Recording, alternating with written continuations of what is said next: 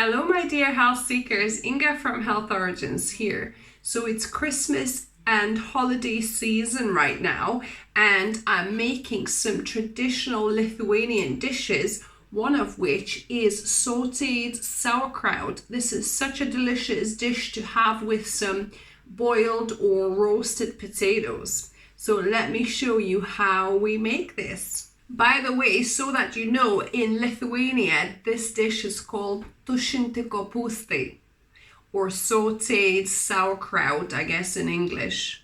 Normally for this recipe you would need quite a lot of sauerkraut, but I'm cheating. I'm using some fresh cabbage because I've got some, and to bulk it all up, and because we've got plenty of this sour liquid in there, it will all kind of go near enough sour with the fresh cabbage as well. So that's a neat trick I've actually learned last year. So I've got, so you want a kind of smaller cabbage, or I've got half of this massive cabbage. So I'm gonna just take this bit of core out, and any bad bits, these are a little bit dirtier bits, which I'm gonna take off. Anything that doesn't look right, and the rest looks pretty good, so I'm just gonna make it into smaller pieces and then just slice it finer like so. So I'm going to do the same with the rest of my cabbage here. Ideally you want to kind of do it this way, so you're keeping to the long thin strands like your sauerkraut is, so that it kind of blends in and matches in with the rest of it. If it's too big, you can kind of half it and do the same on the smaller size. So I've got a big bowl of this cabbage, so you could probably do half of that. That would be enough, but I want to use my cabbage up, so I'm using more. And these, you could use them to put in your vegetable stock bags. So I leave ends and pieces, like carrot, tops and bits of leek and whatever else I don't kind of use. So you could do the same with this cabbage core. You could add it to your stock bag in the freezer, and that just adds lovely taste to your stock. Then I've got one large onion, because we've got quite a bit of cabbage. Large onion is great, but if yours is, if you're using less cabbage, then you can use smaller onion. So I'm gonna cut it, and I'm gonna dice it quite small.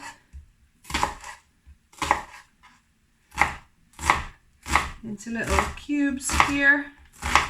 Now I've got this massive 10-litre pot. You don't need such a large pot, but others might be a little bit small for me. So I'm just going to add my fresh cabbage in.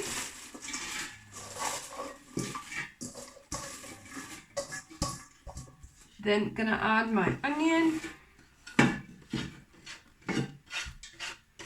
And finally, gonna add our cabbage. Normally, if you're using just sauerkraut, you might want to drain this liquid off and use it for marinades, to add to salads, add to soups and things. I normally don't throw it out because it's full of probiotics, is great.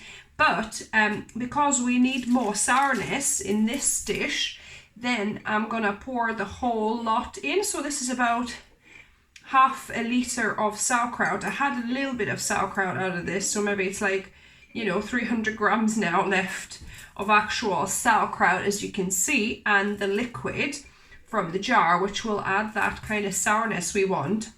And I'm probably going to add the same amount of water as in this jar, probably twice that, because we want a little bit of water now to saute everything.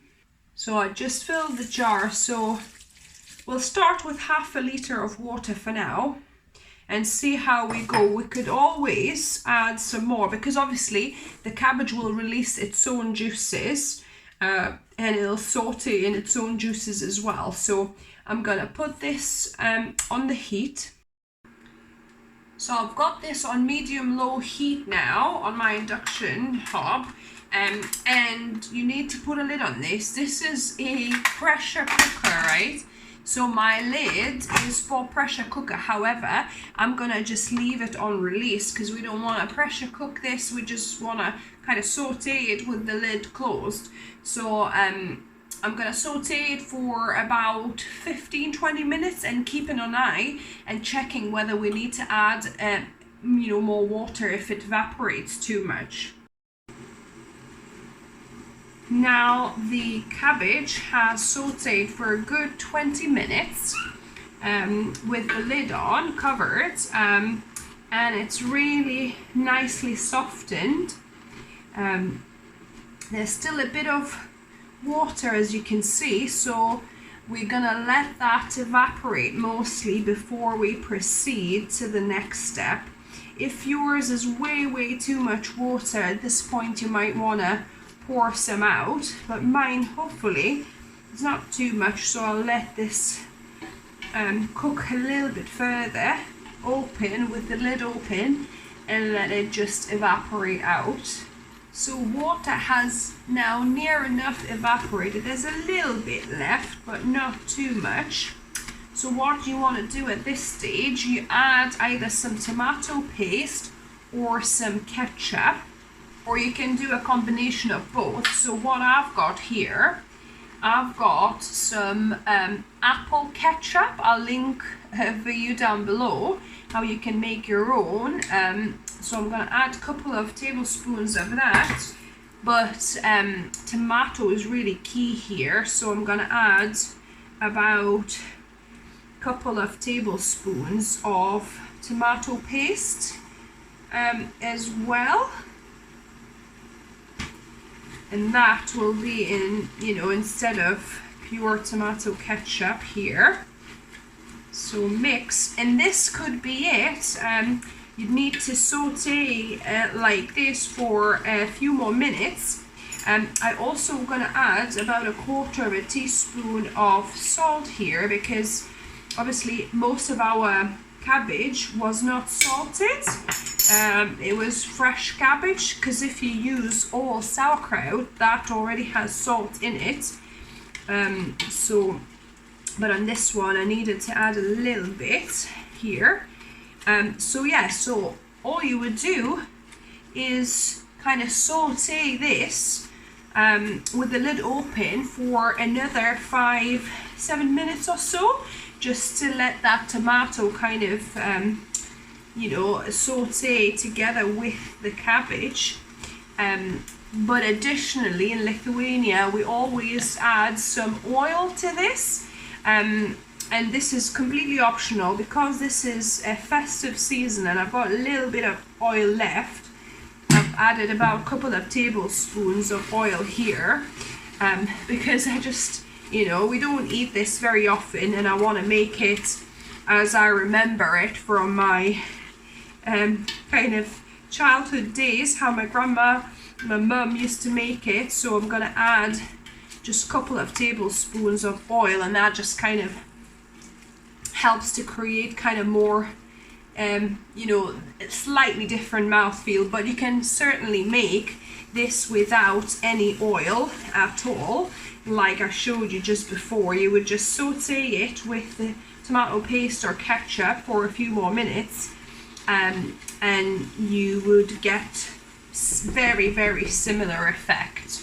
So I'm gonna just saute this for another 5 to 7 minutes with the tomato paste and the oil, and this will be our dish done. So it's been about 5 minutes, this sauteing with the tomato sauce. So I'm gonna just switch it off. Because we've got fresh cabbage here, we don't want to overcook it, because tomorrow I'm gonna have to reheat this anyway as well. So that'll that'll be enough for now. And all that's left to do is now to taste test.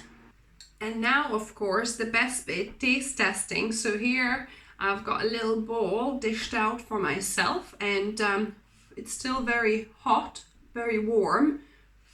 So I'll try not to burn myself. And this is, like I said, it's best eaten with some boiled or roasted potatoes. It's so delicious.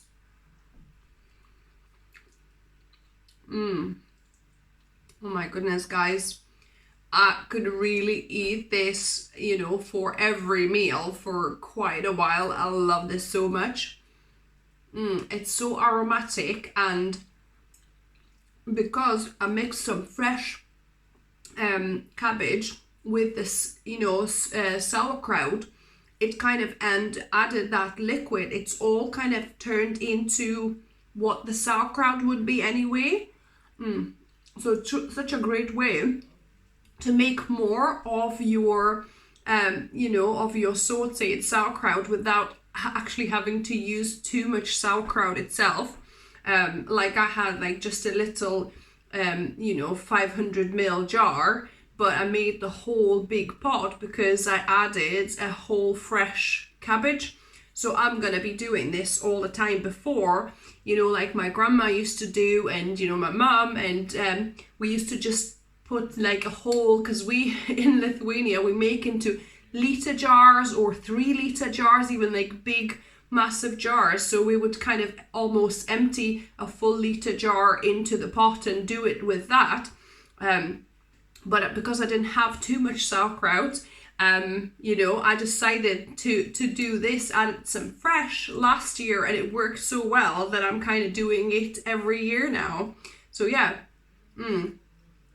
And the beauty of this dish is that you could use, you could eat this either hot like this or cold. It's so delicious cold as well.